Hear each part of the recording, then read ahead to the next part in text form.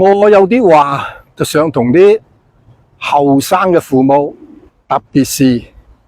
嗰啲爺爺嫲嫲啊、外公外婆啊，真心咁講聲，唔好咁重嘅仔孫，冇話乜都唔捨得佢去做。呢樣又怕，嗰樣又驚，呢樣又話唔食得，嗰樣又話唔好食啊！平時又唔敢鬧佢，打又話自己心痛，乜都就晒佢脾氣。見到人啊，又唔會出聲同人打聲招呼，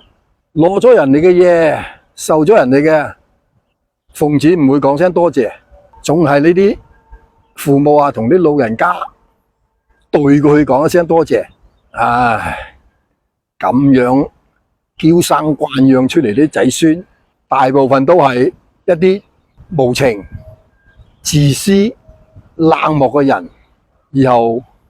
係唔會有出息嘅，信唔信由你。